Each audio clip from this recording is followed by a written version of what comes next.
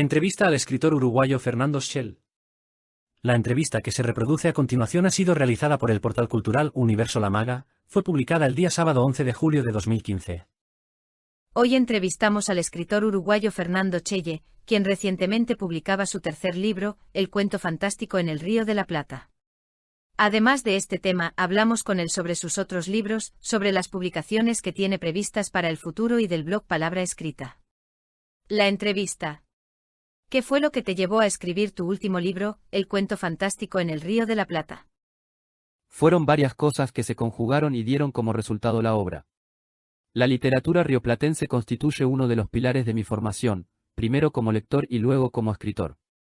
El haber nacido en Uruguay y haber vivido prácticamente toda mi vida allí, indudablemente me hace más cercano a la literatura de esa zona del mundo que a la de otras partes.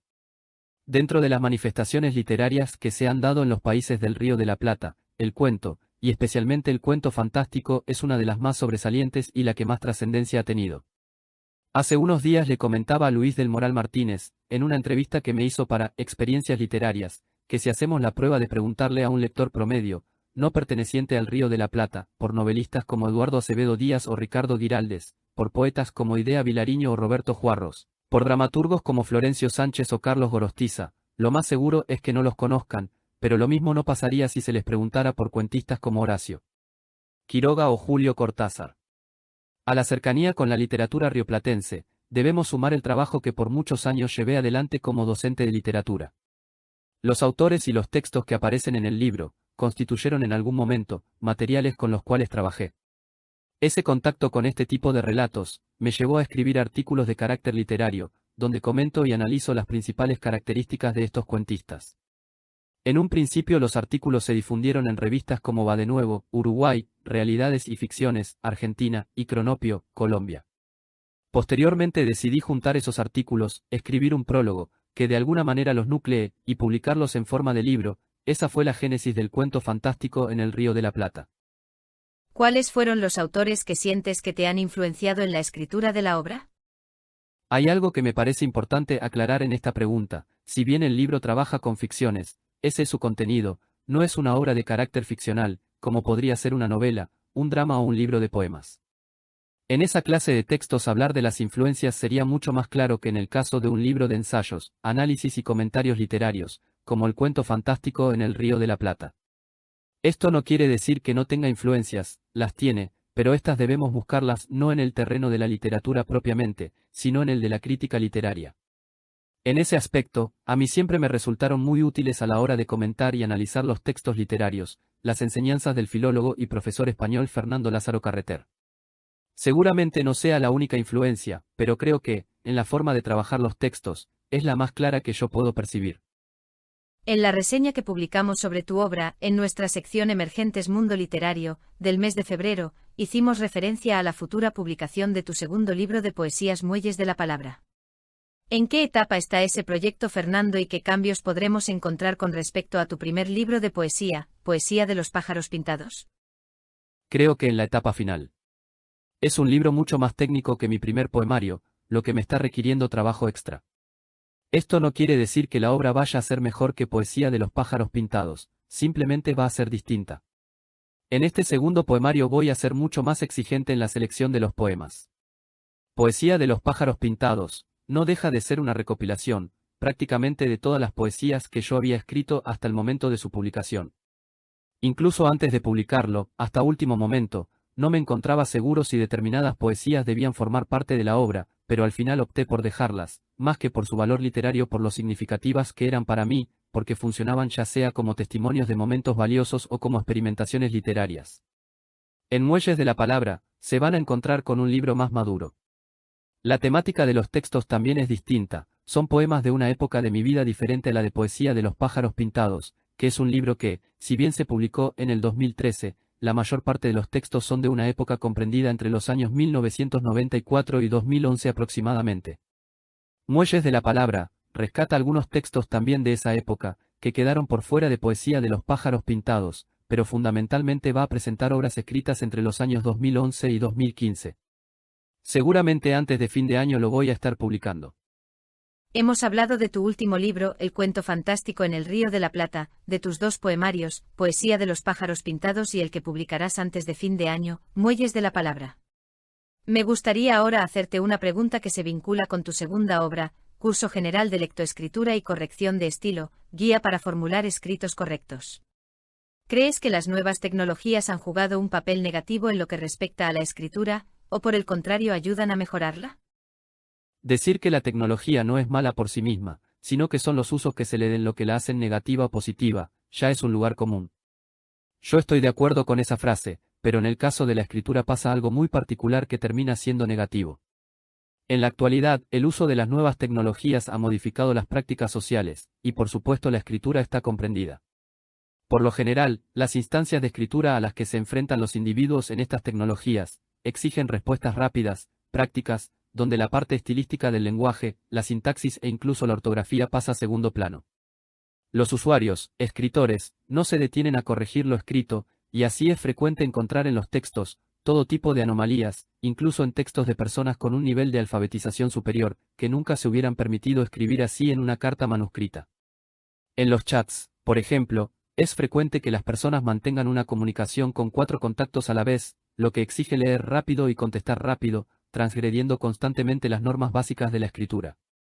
Esta rapidez exigida también lleva a que el lenguaje se abrevie, o el escritor recurra a emoticones, que no son otra cosa que iconos que transmiten estados de ánimo sin tener la necesidad de escribir. Yo creo que si un niño, un joven y hasta un adulto, utiliza constantemente esta forma del lenguaje escrito para comunicarse, el día que pretenda escribir algo de más largo aliento, que le exija un dominio superior, o al menos adecuado del código escrito, va a tener dificultades.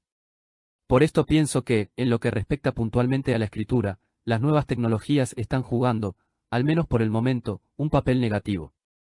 Sabemos que tu trabajo lo podemos seguir en el blog Palabra Escrita. Cuéntanos un poco qué podemos encontrar los lectores en el blog, y dentro del mismo tema, también nos gustaría saber, ¿estás conforme con los resultados de ese sitio web?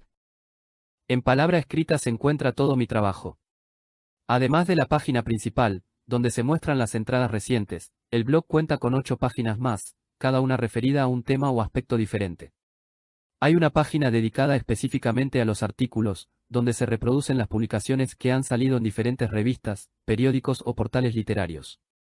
Otra página se titula Noticias, allí se reproducen todas las publicaciones que hacen referencia a mi obra, y se encuentran los enlaces a los sitios donde se han publicado. Hay otra página dedicada a las entrevistas que me han hecho, donde pronto figurará esta, acompañando las demás. En otra página se muestran los trabajos de corrección de estilo, en revistas, periódicos y libros. Hay una página que en un momento pensé titularla Prólogos, porque lo que hay allí son 2 prólogos que escribí, pero como son tan pocos, decidí llamarla por el momento Otros textos. Finalmente, hay 3 páginas que se refieren específicamente a los libros que he publicado, una página sobre Poesía de los pájaros pintados, otra sobre Curso General de Lectoescritura y Corrección de Estilo, Guía para formular escritos correctos, y otra sobre El cuento fantástico en el Río de la Plata.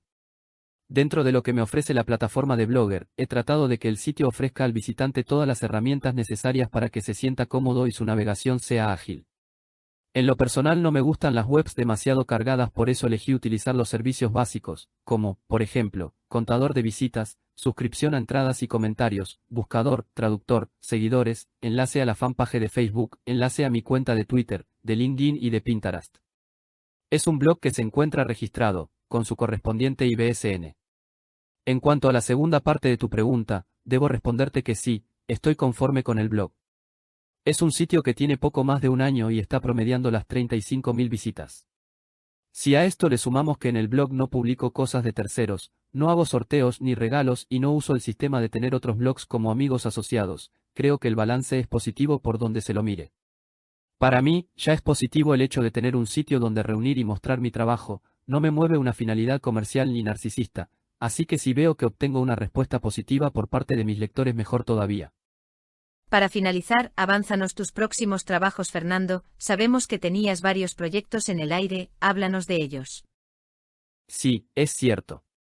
Recuerdo que en la reseña que publicó Universo La Maga, en el mes de febrero, les comenté que estaba trabajando en 4 proyectos y que esperaba que al menos 3 se pudieran concretar en el transcurso de 2015. Bien, a grandes rasgos se han cumplido, aunque finalmente las publicaciones de 2015 van a ser 2 y no 3. Ya se publicó, El cuento fantástico en el Río de la Plata, libro del que hemos hablado al comienzo de esta entrevista, y antes de fin de año, como también ya les referí, se publicará mi segundo poemario Muelles de la Palabra. El tercer proyecto que tenía previsto para este año, y que voy a esperar al comienzo del 2016 para concretarlo, es la publicación de otro libro de crítica literaria, se titulará Las otras realidades de la ficción. Este libro, al igual que el cuento fantástico en el Río de la Plata, es un texto de crítica literaria, donde analizo y comento algunas obras representativas de la literatura utópica, distópica y ucrónica. La obra ya está terminada, pero no quiero publicar 2 libros de crítica seguidos, por eso voy a esperar terminar y publicar Muelles de la Palabra, y después sí la publicaré. Finalmente, el otro proyecto en el que estoy trabajando, es en un libro de poesía sobre los clásicos de la literatura, donde cada poema se refiere a una obra en particular. Pero este es un proyecto a largo plazo que en algún momento lo concretaré. Siempre tuve la costumbre, y la tengo, de escribir frases, pensamientos, o algunas ideas que me despiertan la lectura de los clásicos de la literatura. Esos apuntes rudimentarios al principio, los transformo en poemas, que de alguna manera quieren ser un homenaje a esas obras. Pero para escribir un libro con esas pretensiones me faltan poemas sobre muchísimas obras. Lo que voy haciendo es ir recopilando los poemas que ya tengo escritos y cuando abarque, no digo todas, pero gran parte de las obras fundamentales, publicaré el libro. Pero te repito, no es algo que esté previsto concretar en un futuro próximo.